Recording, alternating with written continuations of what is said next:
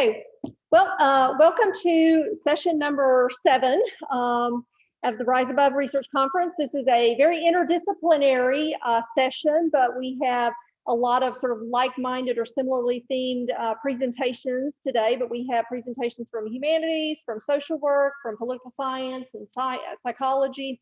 So I know you guys are excited to hear these presentations. So without further ado, I'm going to share the screen for Hannah and let Hannah come up and take over from here.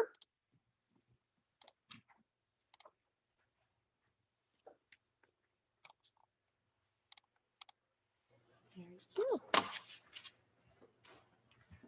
Hannah Alford. Hello, everybody. My name is Hannah, and today I'm going to be talking about the racial disproportionality of the foster care system. So you might be wondering, what is the racial disproportionality of the foster care system? Because that's a lot of big words. So it is talking about the overrepresentation of African-American children in the foster care system. So in 2019, the total percentage of African-American children in the United States was 14%. However, the total percentage of African-American children in the foster care system was 23%. Now, this is an extreme overrepresentation. Most demographics match relatively with their percent in the population, and white children, who make up about 50% of the population, only make up about 44% of the children in foster care. Additionally, African-American children tend to be kept in foster care for 9 months longer than white children. They are more likely to be moved from home to home, and they are more likely to age out of the system, having never been adopted or placed in a permanent home. So what are the primary causes of the racial disproportionality? The causes that I identified were higher rates of poverty, single-parent families, and abuse rates in African-American households, a history of systemic racism in the policies and regulation of foster care, and the implicit biases of the individuals involved in the decisions of each crucial phase of foster care.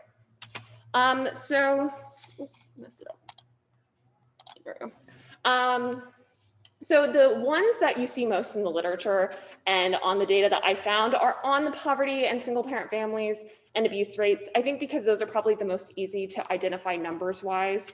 So it's fairly common data that African-American children are more likely to live in poverty, and they're more likely to be in single parent households than other ethnicities.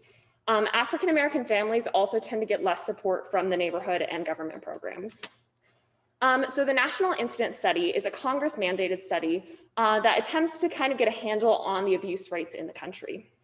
So the first 3 national incident studies didn't find any difference between races as far as abuse rates go. In the 2010 study, they found that every form of abuse was rated significantly higher among African-American children. It's hard to say what caused this change, whether abuse rates did change or if something went wrong with the study or if somehow it was biased. It's hard to say. In 2020, they were supposed to do the 5th national incident study. I think with COVID, that kind of got pushed to the back burner. At least they haven't published it publicly yet. So talking a little bit about the history of systemic racism in the foster care system. So before 1850, orphanages were the only sort of option for children who have been left without parents or guardians. So in the 1950s, orphanages were significantly overcrowded and unsanitary. Children frequently died in the orphanages due to malnourishment and maltreatment because there wasn't any sort of regulation. Pretty much the orphanages just had to keep a certain percentage of their building full, and that was it. So once they even reached that percentage of capacity, they could pretty much just toss out any children onto the street because there wasn't any sort of regulation. And disproportionately, African-American children were the ones who were tossed out. So in 1853, Reverend Brace saw this problem of all of these extra children. And so he is the founder of the Child's Aid Society and began the orphan train. So the orphan train was the United States' first attempt at mass out-of-home placement. So Reverend Brace basically went around the streets, gathered the extra children, loaded them onto a train, and carted them around the country, stopping at various towns, and essentially, it sounds bad to say, but essentially auctioning them off to whoever wanted them. There wasn't any money involved, but they basically stopped at a town and said, do you want a child? Here, take a child. which is really no more thought was put into who was taking them. There wasn't really a lot of tracking of where these children went, and children of color were not allowed on the orphan train. Some say this is because Reverend Brace was afraid that this would look too much like slavery, and so just wanted to avoid that appearance. So these are two documents that were used on the orphan train. So the document on the left is the only sort of legal paperwork that people had to sign to take these children. So they basically just said, we're gonna keep them in church, we're gonna feed them, we're gonna send them to school until they're 18. And then the document on the right shows the posters that would be put up around town just announcing that children were coming and that they needed homes. So in 1935, the United States decided, hey, maybe it would be a very good idea to know where we're sending these children. That might be smart of us.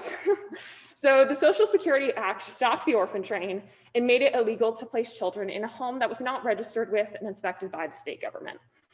So in 1950, several years after the orphan train was stopped, there was a need in the United States for foster care, so the United States officially funded foster care. This is the first time that African-American children were even allowed in foster care. Prior to this, it was only orphanages or the streets. So there were three important policy changes that happened in foster care from 1950 to 2000, and I'll talk about each of those for a second.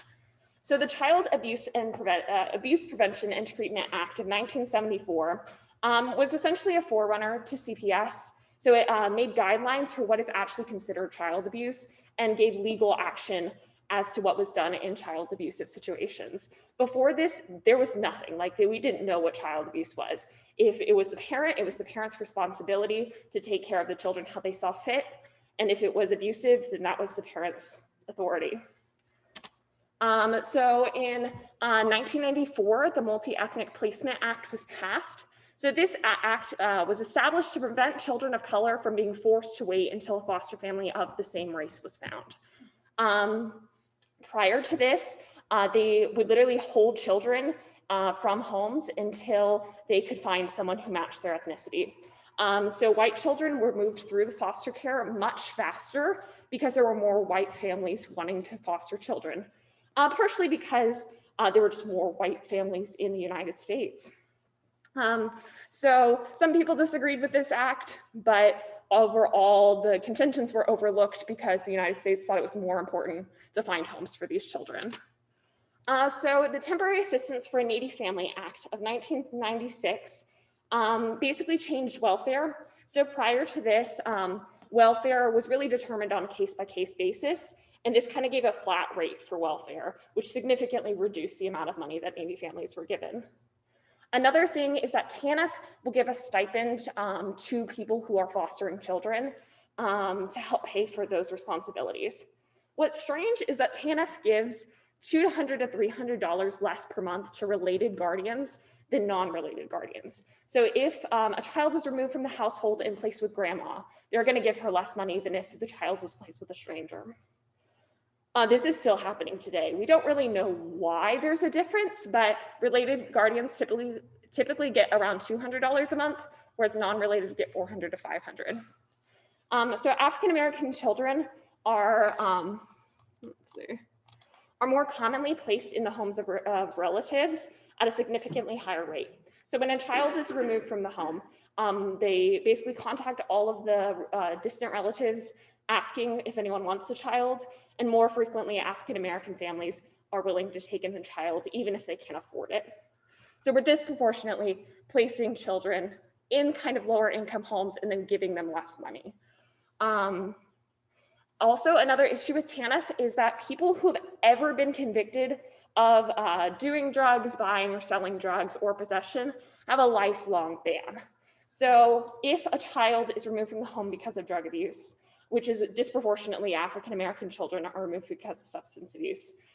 Even if the parent goes through all of the rehab, all of the steps to get the child back in their custody, they will not be given TANF aid and they will not be given food stamps.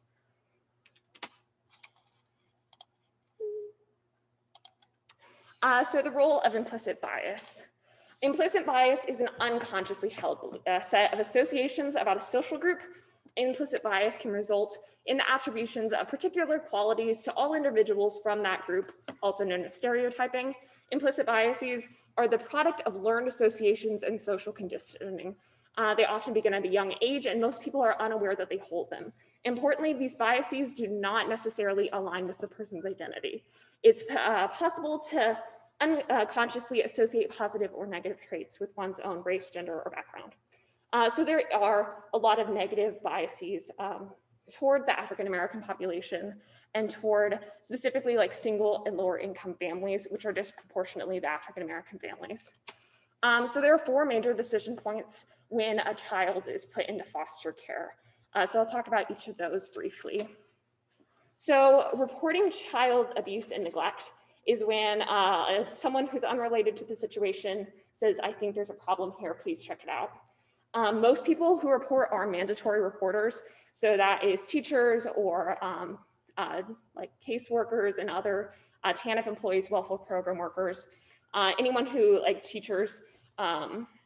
So the reporting of a child is kind of subjective because it's just up to the discernment of the people who are reporting.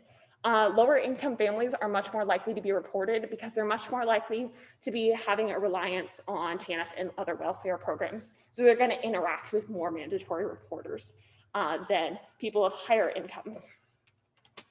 So then after referring the report, an investigative officer has to decide how far they're going to investigate the report.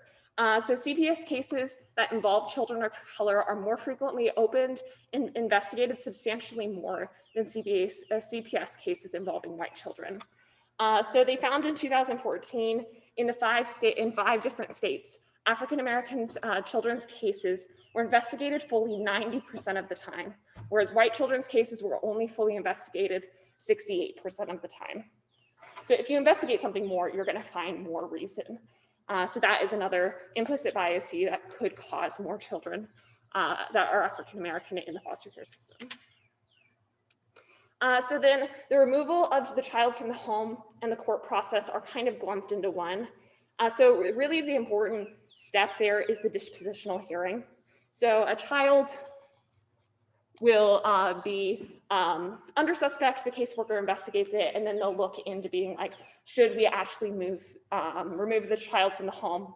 It'll get put before a judge, and the judge will ultimately make the decision. So there are guidelines judges have, but really it's case by case, and every family situation is different. So it really just falls on the discretion of the judge. So if the judge has implicit biases against African American families, that's going to come up even if they're not trying to be racist or harm the children, because judges really want what's best for the child. So Johnson and Bryant said this about granting custody to African American fathers. I find among African American fathers, even if they have a criminal record that is 15 years old, judges will shut it down, meaning they won't allow the father to regain custody. Whereas if a white father is white, the court will likely overlook the criminal record. So again, that just boils down to the implicit biases that affect us all. They also affect judges. So in conclusion, there are a lot of factors that affect this issue. We can't just write it off saying, oh, there's more poverty, more abuse rates, like that's why. We have to look at the problems in our own system and the implicit biases that we all hold as people when looking at the racial disproportionality. So if there are any questions now.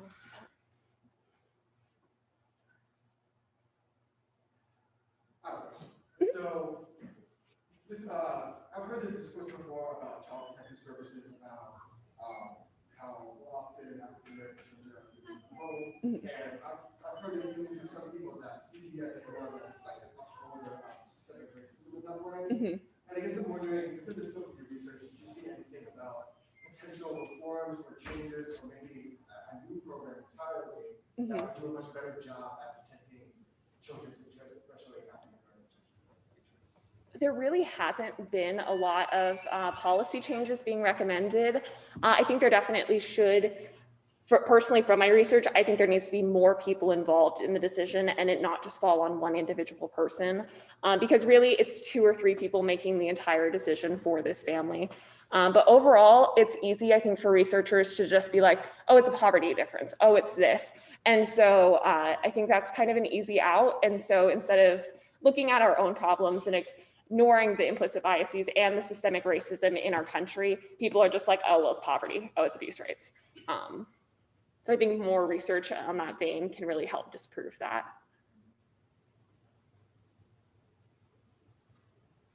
Do you have any other ideas that would help to prevent this from happening in the future? I definitely think, as I said, I think TANF needs to change some of its regulation as far as welfare goes. I think we need to not be giving less money to families. I think we also need to, one of the issues I didn't get to address is there was a time limit placed on how long a family has or a parent has before they completely lose custody of the child. So if a parent is going through drug rehab, they don't have time to go all the way through rehab and regain custody of their child. So since there is a disproportionate number of African-American parents who are going through drug rehab, and that was the reason they lost their child, even if they want their child back, they can't have time to go through the steps in order to get the child back. So I think that kind of, a lot of the systemic racism kind of prevents African-American parents from being able to reunite with their child, more so than white parents.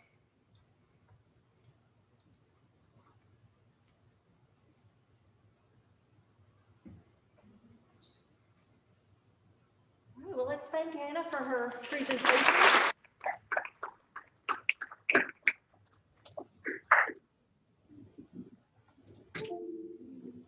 Thank you, Hannah. Did you all want that door back open again? Does that feel good? Or...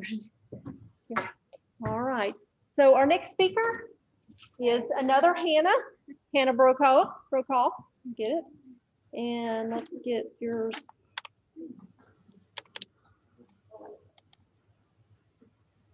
I'm clicking to exit. There we go. All right, which one was yours? Was yours that one? Yes.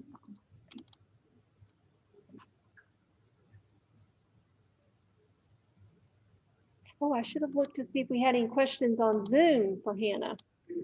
Yeah. Is there a question on Zoom? I'm sorry, Hannah, you may have to come back. or we can come back and look at those at the end too. I'm sorry about that. We want to find those. Let's see what the question was. Oh, they asked if you could repeat your conclusion. They couldn't hear it. I think we probably aren't going to have time to do that, but my apologies to the person who could not hear. So, all right, so you should be ready. All right, this is Hannah Brokaw. She's going to be telling us about defunding the police. So as Dr. Drinnon mentioned, I'm Hannah Brokaw. My topic is defunding the police. I'll go ahead and start out and say that a lot of what I talk about is very sensitive, very emotionally charged. So if you feel the need to step out or just take a minute to compose yourself, that's okay, I won't be offended. I've been doing this research for months. I'm aware of the impact that it can have on you.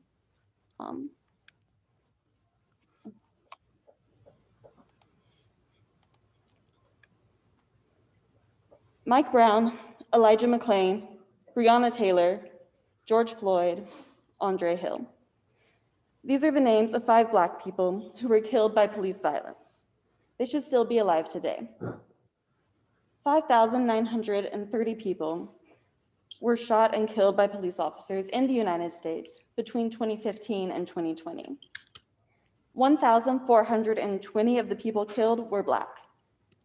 Such police violence must come to an end, and defunding the police is one means which advocates believe can create that change. I'll go ahead and draw your attention to my note at the bottom quickly. Language is important, even something that's as minor as punctuation. And so for this project, I choose to capitalize Black when referring to African Americans, following the trend among writers like those at the New York Times. However, when referring to white people, I do not capitalize white because white supremacist groups like to capitalize white to equate the individual suffering of white people with the systemic oppression of African Americans.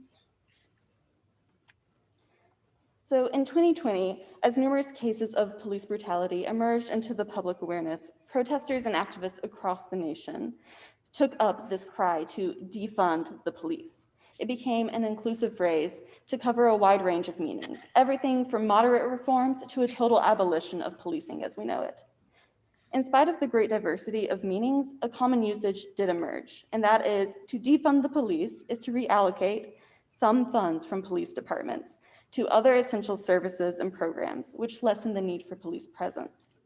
Defunding the police can and should be an avenue for improved policing practices and increased access to community and social services.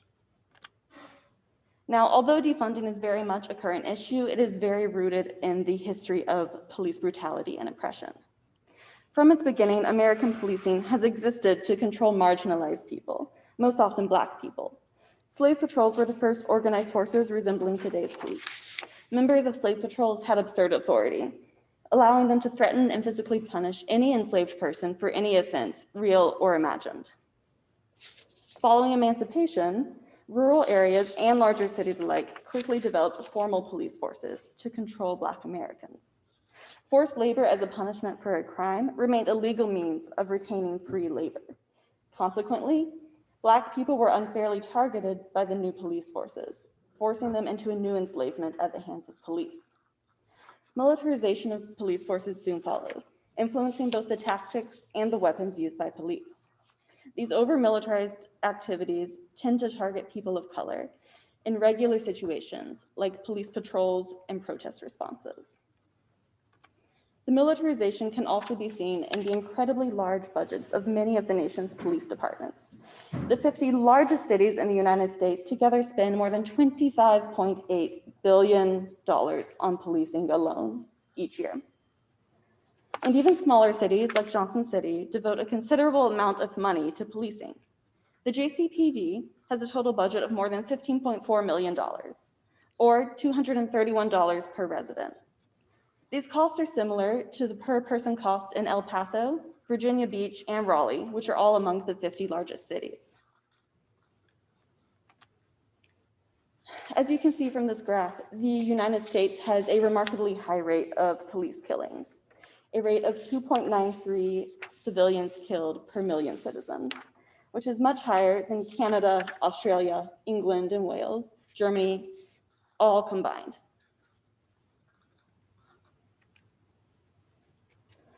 As already mentioned, Black Americans are horrendously overrepresented in the numbers of those killed by police. 1,420 of the people killed by police shootings in the past 6 years were Black Americans, 24% of police shooting victims, which is very similar to Hannah's statistic. Yet African Americans comprise less than 13% of the American population. These statistics are jarring, but I want to remember that these are not statistics only. They represent people who lived and loved and lost their lives to police violence. These are only the people shot by police. This doesn't include those beaten or strangled by police, those shot by racially biased civilian watchdogs, or those who died in police custody or while imprisoned. Although all of these deaths are tragic and all of the people deserve to be remembered, certain deaths stand out as especially prominent in the public awareness of racial bias and police brutality. In 2012, Trayvon Martin was a 17-year-old Black child. One night, a neighborhood watchman believed that Trayvon was suspicious and shot and killed him. Martin's death and his killer's acquittal sparked several campaigns of protest and support, including Black Lives Matter. It began as a hashtag, but it quickly became more than that. Black Lives Matter soon became a response to the many unjust deaths of Black people, not just Trayvon Martin, so often at the hands of police. Black Lives Matter, necessitated by Martin's killing, has led the way toward a greater recognition of racial violence and the many unnecessary deaths of Black people. Even as Black Lives Matter fought against the many brutal deaths of Black people, information was limited about the nationwide extent of this violence. The death of Mike Brown prompted an awareness of this deficiency, specifically regarding police brutality. In 2014, Michael Brown, a Black teenager, was walking in the middle of the street when a police officer told him to walk on the sidewalk. After the officer escalated the situation, the interaction ended when the police officer fired his gun 12 times at the unarmed Michael, who died on the ground. Spurred on by the diligent work of Black Lives Matter and the media coverage surrounding the events of Michael Brown's death, there was a general shift from perceiving events of police brutality as individual instances to seeing them as interrelated parts of a larger whole. A pattern was revealed that made it clear that police brutality was a racially charged occurrence across the nation. In 2020, yet another tragic murder of a Black man came to prominence. George Floyd was murdered by a police officer who knelt on his neck for nearly 8 minutes. George repeatedly cried out that he couldn't breathe before becoming unresponsive. Finally, the police officer removed his knee from Floyd's neck, and he was taken to a hospital where he was pronounced dead. Protests immediately erupted, spreading across the world as witnesses' videos of the murder circulated on social media. The now familiar cries of Black Lives Matter rang out at these protests, as well as a call that was unfamiliar to most: defund the police. Defund the police was pushed into the mainstream consciousness by George Floyd's murder, but its fundamental calls for change are based on all the Black and brown lives so unnecessarily taken by police officers.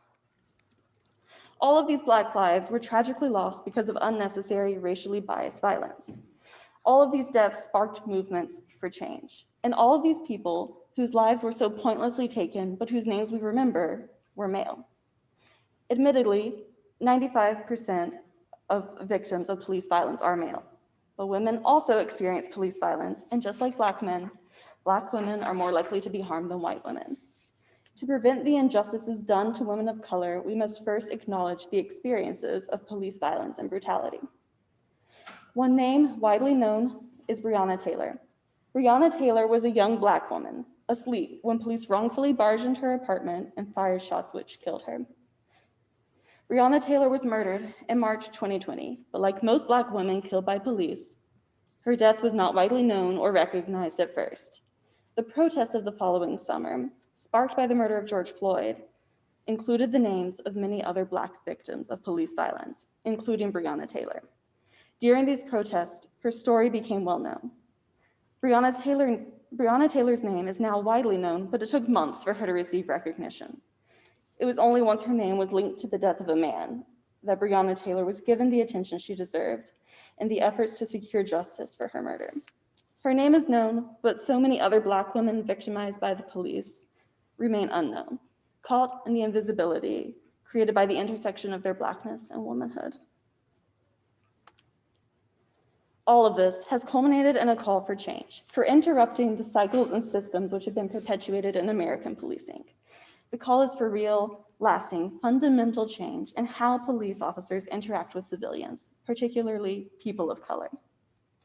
Change must happen, and that change is the core of the phrase, defund the police. This change can be produced through a variety of avenues, all with merit for producing results. Change can be accomplished through legal means, community efforts, and changes in policing itself. Some places have already instituted a variety of changes, which reflects a defunding mindset, and perhaps the best known of these is the CAHOOTS program. Crisis Assistance Helping Out on the Streets is a program which has existed in Eugene, Oregon since 1989. The response teams consist of one medic and one mental health crisis specialist who respond to emergency calls, like mental health calls and non-emergent medical issues. The program has benefited the city and the police department in terms of cost saving, time management, and violence prevention. Creating positive change for more than 30 years, CAHOOTS serves as a helpful model for potential defunding practices. One goal of this project is to listen to local voices. So interviews were conducted with 4 respondents who live in or near Johnson City. They were asked to share their understanding and opinions about defunding the police, as well as imagine what improved policing could hold. Major Brian Horton is a retired officer from Washington County's Sheriff's Department. Ms. Kim Bashormaki is a mental health counselor and a crisis worker.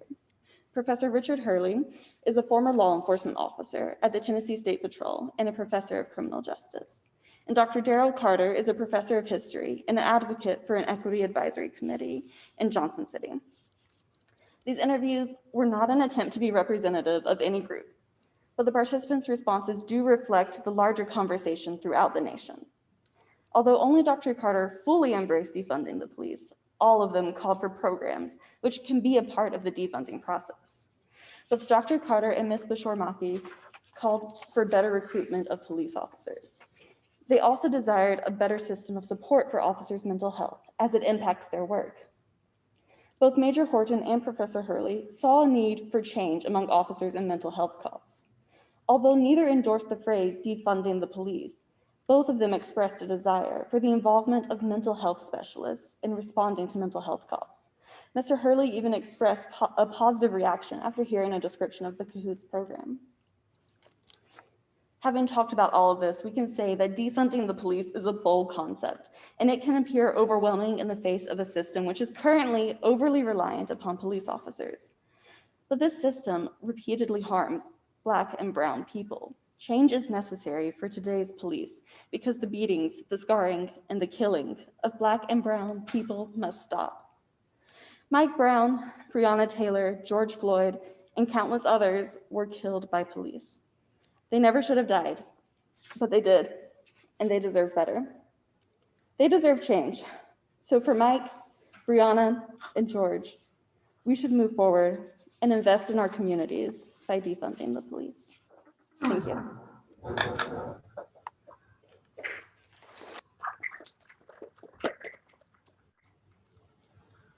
We've got time for a couple of questions. If you want to ask a question, then I'll check the Yeah. time behind you. So a lot of times people get caught up on like the phrases, fund the police or Black Lives Matter. So I'm just wondering if you have any like substance policy recommendations that you might have. Yeah, thank you. I think that modeling changes like the Cahoots program would be a great change. I go into more depth in my paper, but I'm trying to condense a 26-page paper into like 15 minutes of presentation. But I think the Cahoots program is a great example of what can be done because mental health experts are trained in mental health and police officers are not. And so if we have a mental health call, why aren't we sending someone with an area of expertise to that call? But that's my primary example, but I have others if you want to talk after. Yeah. So I've read some research on just like how other countries handle police. And I know the United States tends to be one of the least like education and training for police officers, and that a lot of other countries hold a lot higher standards for how much they train their officers. Do you think that would be something that would definitely decrease or be something to change without necessarily freaking everyone out, like freaking people out by saying defund the police, but more educate officers to handle situations better? Yes, I think more training and more education is always beneficial. I think in the system as it is, we need to go farther than more education, but I think education is a part of the multi-step process of defunding. I'm curious to know if there was anything with your interview, particularly with Brian Horton, that like struck you as something new, kind of like learning from his perspective. Something that struck me with both Brian Horton and Richard Hurley was that I asked them, what do you think police officers should not keep doing? And they said mental health care. Like immediately that was their response. And they were like, both of them said, we are not trained for this as police officers. We get like a little bit of training, but we aren't equipped to handle the extent of problems that were called for. So really it was just like the immediate of their response. For most of the other questions, they like took a second and they paused and they pondered. But for that one, they were like, oh, mental health, easy. So that is what stood out to me the most. Hey, where are you at? Okay, I'm getting on your. Oh, hey, listen, I'll call you right back. Okay, I got to take this call. Bye. All right. Well, on that note, we're going to thank Hannah again. No, because Alex is just about to. She's going up right now to present. Oh, wait, no, that's a different person. Yeah. It might be a different mom. All right. We all have moms. All right. There you go. Let me get, well, maybe. Let's see who. We got everybody muted. Okay. I'll show your screen there. And I get you ready to present that. All right. So this is Alex, my student, and she's going to be talking to us about a related topic. Okay, So again, Dr. Drinnon and I chose to do a study on attitudes towards the Black and Blue Lives Matter movements. We chose this, as Hannah pretty much outlined for us, the previous events over the past year, and specifically the summer of 2020, we saw its relevance. And it also allowed us to incorporate some of Dr. Drinnon's extensive research with bumper stickers. So Hannah did give us a great background on the Black Lives Matter movement, but additionally with the Blue Lives Matter movement came 2 years approximately after, and we did an extensive lit review looking at over 30 articles. There were less than a dozen on the Black Lives Matter movements, but there were virtually none on the Blue Lives Matter, so that was kind of something we were trying to explore a little bit further. And our first research question dealt specifically with the demographics. And we hypothesized that white respondents will favor the Blue Lives Matter movement more than non-white respondents, and non-white respondents would favor the Black Lives Matter movement. Furthermore, we hypothesized that Democrats will favor the Black Lives Matter movement and Republicans will favor the Blue Lives Matter movement. Younger participants will favor Black Lives Matter, and older participants will favor Blue Lives Matter. And respondents with a higher SDO score, which we will get into a little bit later, will show less support for the Black Lives Matter movement and more support for Blue Lives Matter. In terms of the bumper sticker portion of the study, we had two hypotheses. Those were the messaging condition, which we'll also get to in the methods section. Of racial equality and police support will be less polarizing than the mottos of each condition or each movement. And respondents who support the motto displayed by a hypothetical driver will also rate the driver as more likable, competent, and be more willing to say they would let the driver merge in front of them. And these are just 3 of the questions that we explored for the perceptions of drivers.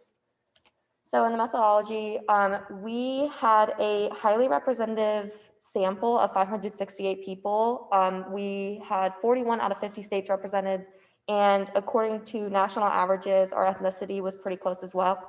And Mechanical Turk was the only platform that was offered as an incentive for participation, and that was 50 cents. This is a popular crowdsourcing site.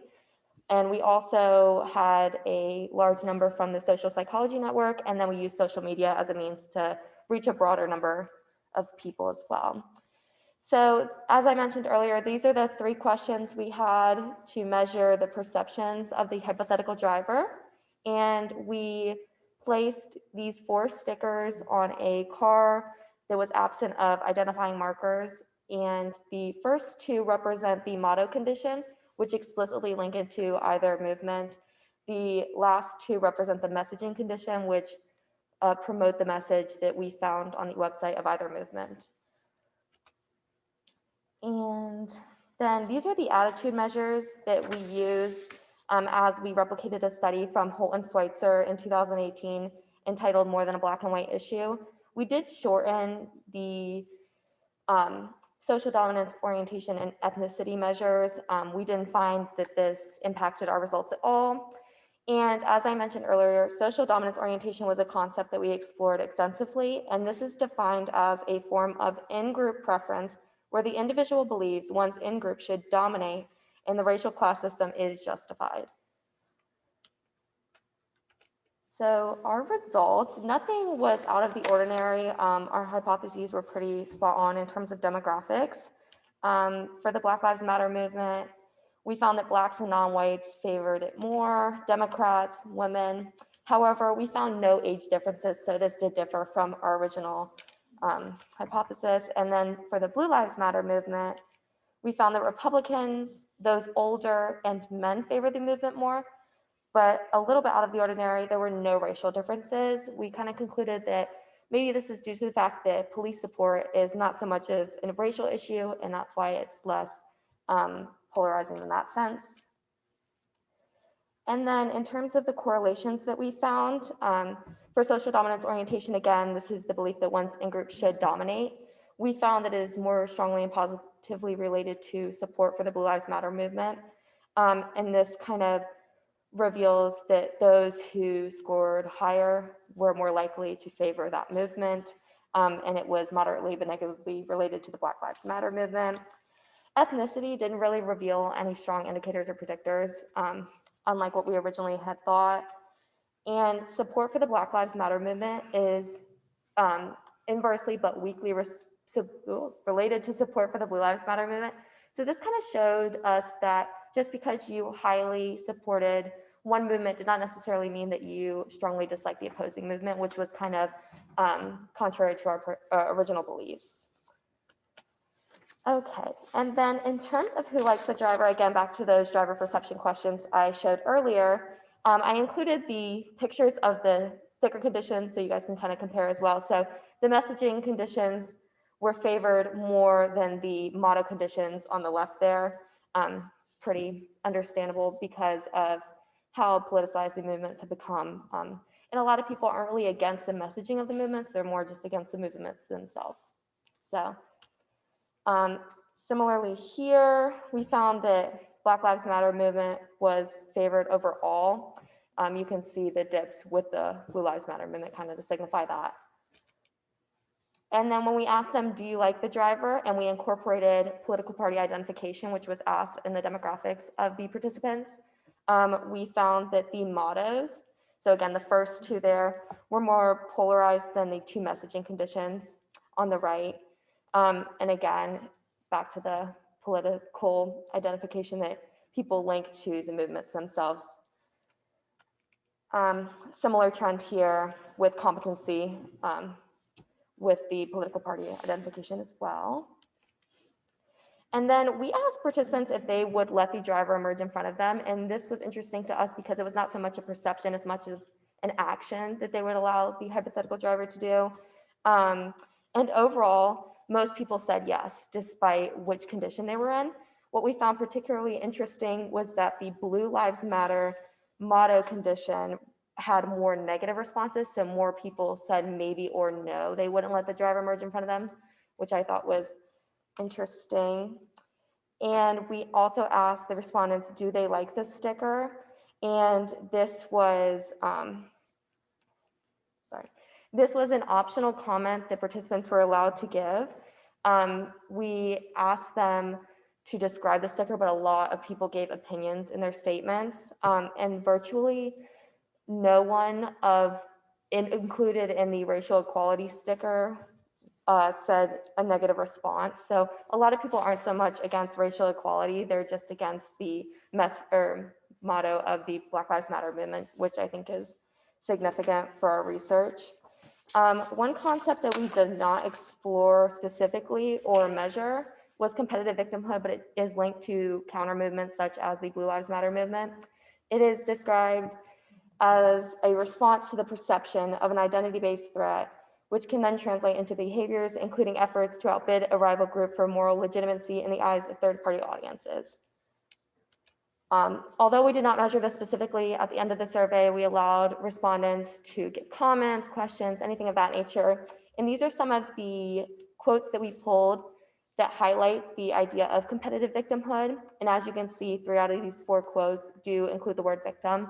I think a lot of people are able to recognize that mentality held by the Blue Lives Matter movement, but to put it into an actual concept is a whole different thing. So.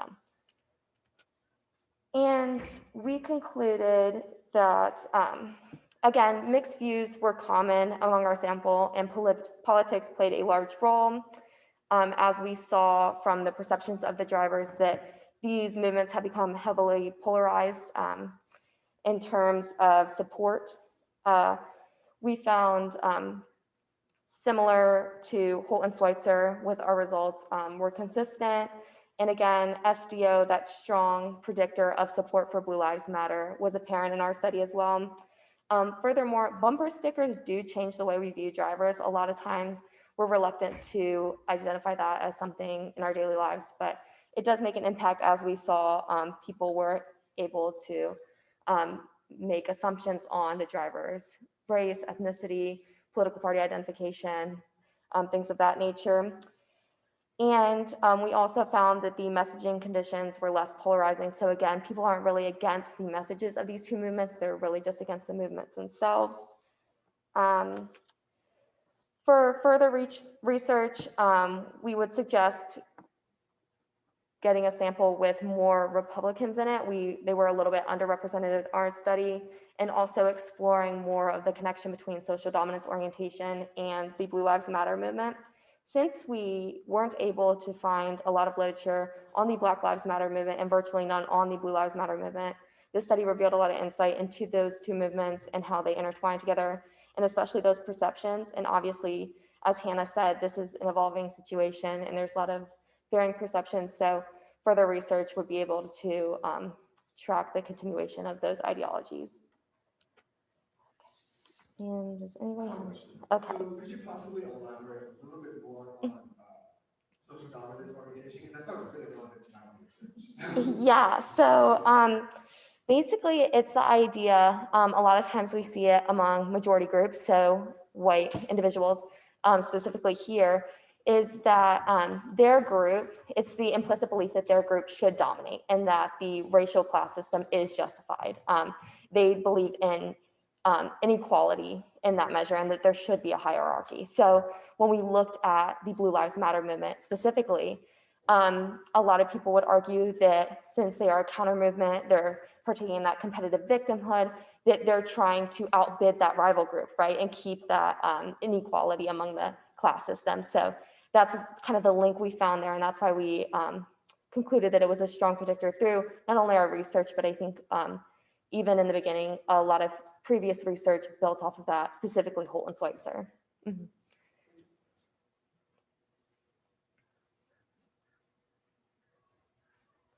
All right, well, let's thank Alex. Since we got a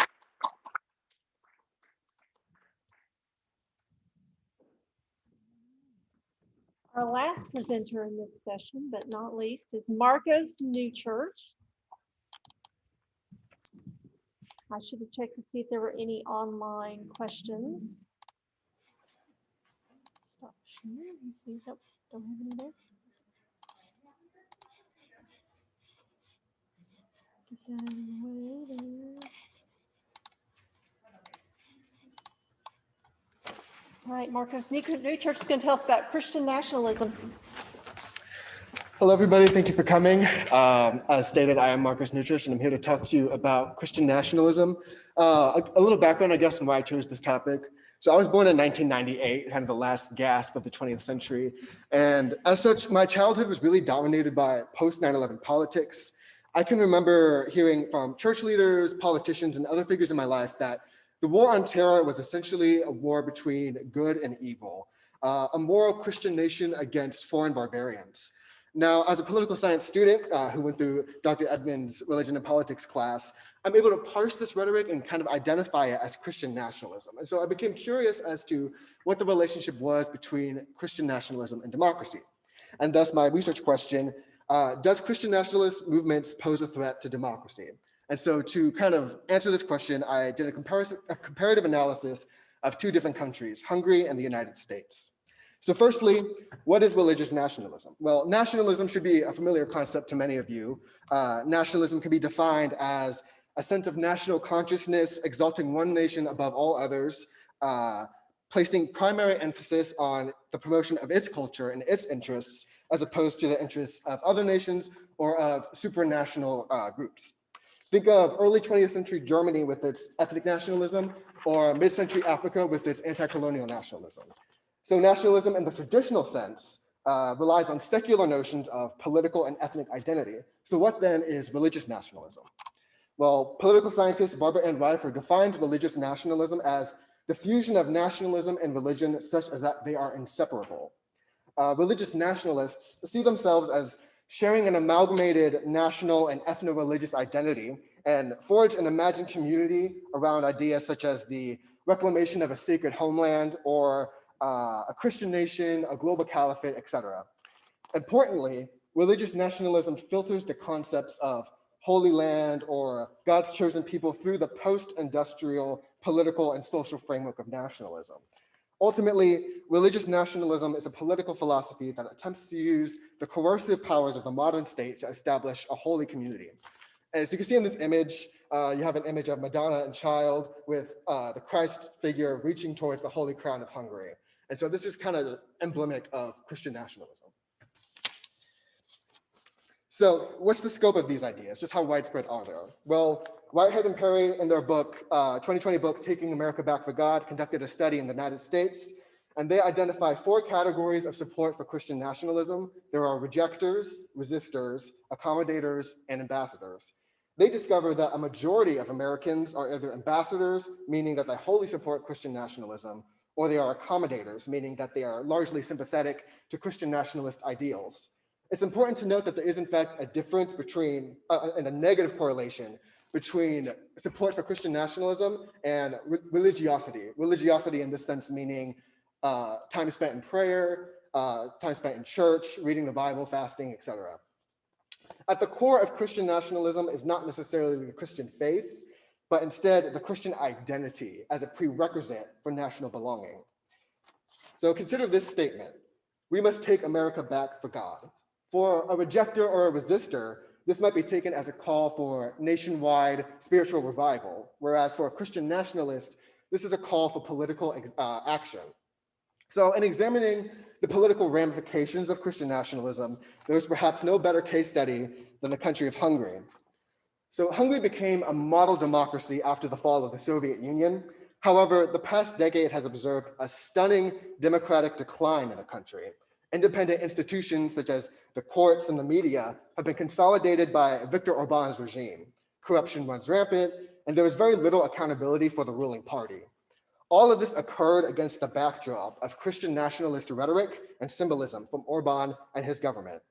So what's the relationship? Orban originally called his form of government an illiberal democracy, but now refers to it as a Christian democracy. Political issues are often framed in black and white terms of Christianity against the world. For example, Katalin Novak, the Hungarian Minister of State, was quoted as saying, "We think the problems of Europe can be traced back to the denial of Christian roots." Fidesz, the ruling party in Hungary, rails against the so-called globalist European Union, the invasion of Muslim refugees into Europe, and the tyranny of gender ideology. Christian nationalism is key in Orban's messaging and popularity, and has been the launching pad for his authoritarian rise. Hungary illuminates the difference between personal religiosity and support for Christian nationalism. Only 15% of Hungarians regularly attend church, and yet 80% identify as Christian. Hungarian Bishop Chris Rogo is an ardent supporter of the Orban regime, and he says that in Europe, even an atheist is a Christian. So this really kind of gets to the point that it's not about your personal faith, it's about your identity as a Christian and what that means. So what's the correlation? Well, I'm not arguing that the presence of Christian rhetoric and iconography is inherently correlated with democratic decline, but what I am arguing is that support for Christian nationalism is intrinsically linked to support for authoritarianism. Remember, religious nationalism is a political philosophy that attempts to use the coercive powers of a modern state to establish a holy community. In her book, The Authoritarian Dynamic, political scientist Kristen Stenner writes that authoritarianism is primarily concerned with enhancing and enforcing sameness and minimizing and punishing diversity of people, thoughts, beliefs, and behaviors. Achieving this goal implicates others and requires some control over their behavior. And so ultimately, this necessitates an actual coercion of others and more frequently demands for the use of group authority, i.e. coercion by the state. So multiple scholars have identified a correlation between Christian nationalism and authoritarianism. Whitehead and Perry discovered that ambassadors and accommodators for Christian nationalism are more likely to view racial minorities and immigrants as a threat to society. They are also more likely to view atheists, Jews, and Muslims as a threat. Additionally, Christian nationalists are more likely to support harsh punitive measures against, such as incarceration or capital punishment against deviants. For example, recently in Hungary, they passed a law criminalizing homelessness. So by understanding this, we can kind of understand exactly how Christian nationalism can erode democracy, and thus the Christian nationalist playbook. So there are 3 tactics which I identified by which Christian nationalist movements challenge democratic norms. First, this is in no particular order, by the way. They expand and exaggerate a sense of societal threat by shifting the political conversation towards cultural issues. They use civic institutions to build financial, intellectual, and popular support for Christian nationalist ideals. and they ally, protect, and enrich elites in support of Christian nationalist policy. So in regards to the first, religious nationalism also often poses religious, racial, and sexual minorities as a normative threat. Authoritarianism arises as a response to perceived normative threats. So the normative in this sense means the norms and beliefs of a culture which are deemed sacred, upheld by ritual and legend. And so Christian nationalists often seek to sanction those in violation of these norms. As an example, think of a statement such as, the free market is essentially good, or a regulated economy is essentially evil. For example, the moral majority arose around the late 1970s in America in response to the perceived undermining of traditional moral values. So this included the civil rights movement, the feminist movement, the gay rights movement, etc. And so in her book, The Power Worshippers, Catherine Stewart writes that anxieties over shifting gender roles and resentments over fading economic privileges are transmuted into a personal salvation and political gold. The second key strategy for Christian nationalist movements is to prop up think tanks, civic groups, and lobbying organizations to legitimize Christian nationalist discourse into the mainstream. For example, after his defeat in 2002, Viktor Orban began his Civic Circles initiative aimed at disseminating Christian nationalist rhetoric and building coalitions of voters and politicians in Hungary. Similarly, in the United States, the Moral Majority Coalition built mail, phone, and television campaigns to garner support. And in both cases, these organizations were founded with a strong financial backing from wealthy elites from the start. Much of the literature about democracy emphasizes the role of civil society and promoting healthy democratic norms. However, Catherine Stewart notes that Christian nationalism's greatest asset is its national infrastructure, consisting of far-right media and billionaire-funded organizations. But Christian nationalism isn't just about identity politics. There's a strong connection between Christian nationalism and libertarian economic philosophy, which brings me to my last point. Christian nationalists favor policies which lower taxes on the wealthy, eliminate regulation, and minimize workers' rights, which exacerbate wealth inequality. In Hungary, the Orban regime granted tax cuts for the wealthy and granted favored companies hefty government contracts.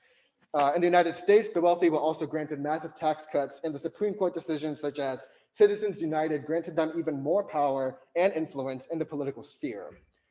These judicial and legislative movements were championed by Christian nationalists who often provide religious justification for them. So for example, Ralph Drollinger, who was the leader of the Trump administration's White House Bible study group, he said that God is pro-private property ownership, that progressive taxation is not how God taxed Israel, and that a flat tax is God ordained. Now, there is a reason that Christian nationalism and libertarianism go hand in hand. Stewart writes that wealthy beneficiaries are determined to manipulate the political process to hold on and enhance their privileges.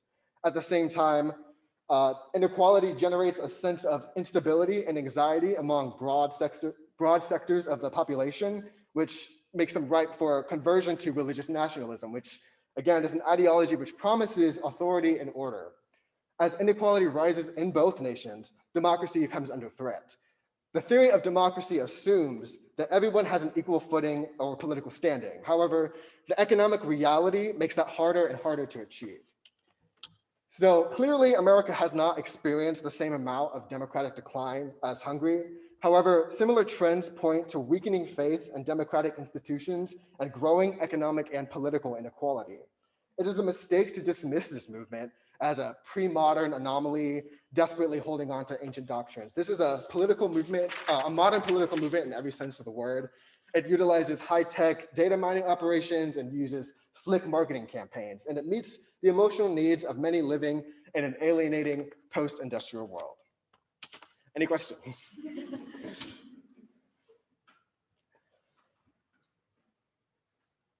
Yes.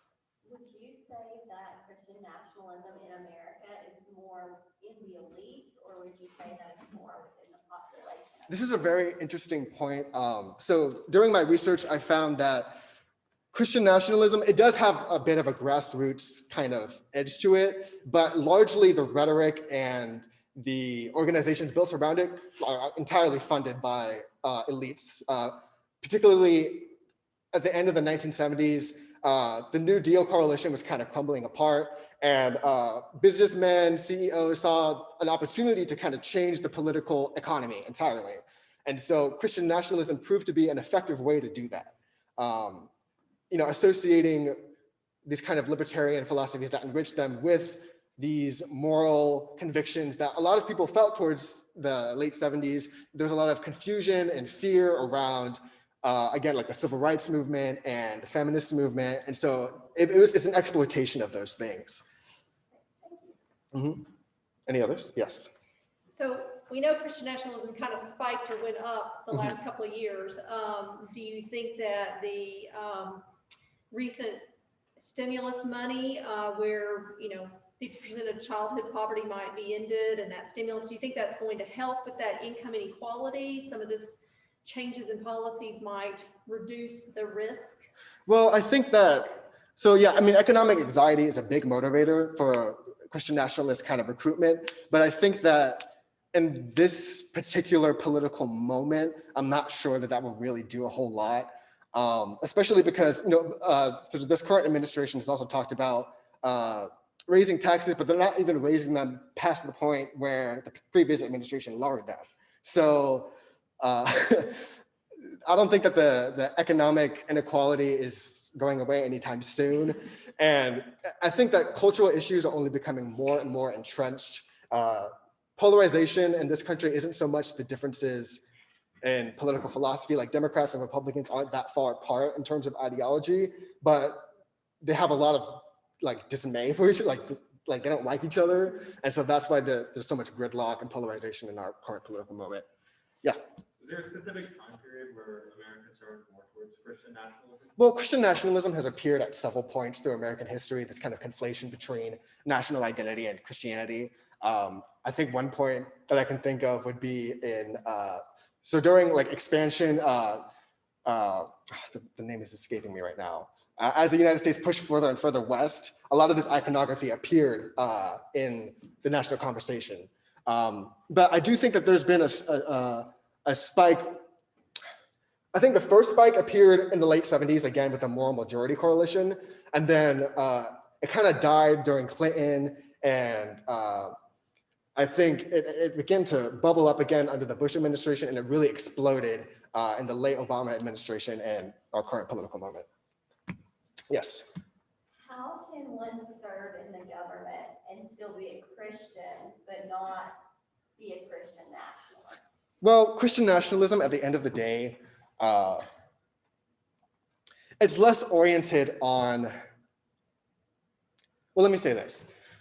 There's a difference between being a Christian and kind of emphasizing your role in your nation as a Christian, what that means, and kind of supporting the idea that to be an American is to be a Christian.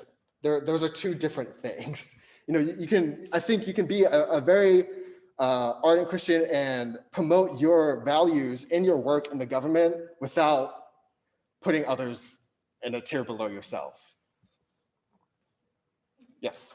What keeps the United States from becoming hungry? Well, America does have a bit stronger institutions than Hungary did. The political situation in Hungary was more exploitable. There were less safeguards and checks and balances and kind of things. So America is a little bit more resilient, but I still think that you can't underestimate the power of these symbols and this rhetoric, especially in this day and age. This global era, like the economy, so like post-industrialism was a big reason for the rise in Christian nationalism. Jobs left the country, people were worried about their way of life. And so Christian nationalism provides a kind of, I guess, comfort and identity that people didn't have anymore after, the changes that we've seen in the global society over several years. And I think, refugees, mass immigration, all of these things kind of contribute to that. So, and as far as keeping America from becoming hungry, well, one, we need to do our best to, make sure that our democratic institutions remain in place. And two, I think as Christians, people need to kind of be aware of this this rhetoric and be able to identify it and be able to talk to people in a way that doesn't like belittle them or, you know, dismiss their concerns, because the concerns are very real, you know. So yeah. Anything else? We have a basketball question. Well, It'll be so quick. so quick. Marcos. Yes. You've mentioned several times that you see economic anxiety Mhm. as being a cause of Christian nationalism and the rise recently, but yet you began your presentation noting that you saw sort of these Christian nationalism issues come up after 9/11 in your own experience. Yeah. So I'm wondering if you think there's also a role for cultural anxiety here as also a cause. Absolutely. I think actually cultural anxiety is probably more of a recruitment tool than economic anxiety, but they both have the kind of same effect on people when they're confused and afraid for their way of life. I think cultural issues tend to be more inflammatory. You know, when you're talking about taxes and stuff, that's boring. It doesn't get people as riled up. So I think both have the potential to be used as recruitment, but cultural issues especially. Let's thank Marcos for that. This has been a great session. I want to thank you all, and I want to keep you for just 1 second, if I can. So one of the things that we have every year, I want to call your attention to this handout. If you're on Zoom, I'll send you something about this later, but there's a link to a survey. If you can take that survey, if you've been a part of the conference today. Next year's theme is, this conference had a theme called Toward Healing, and next year's theme is on this sheet, Caring for God's Creation. And so think about that. I encourage you to do research on that topic. We do offer an award for the topic or the presentation that fits most with each theme each year, and the undergraduate winner for that is in this session. So I wanted to go ahead and announce that. It'll be also announced at the awards convo, but since that person is here, I wanted to actually give it to them in person, and it is Hannah Alford. So Hannah's project was the winner of that. So congratulations to Hannah. Thank you all for attending today. I hope that some of you will consider presenting next year. So thank you. You're dismissed. Thank you online, folks.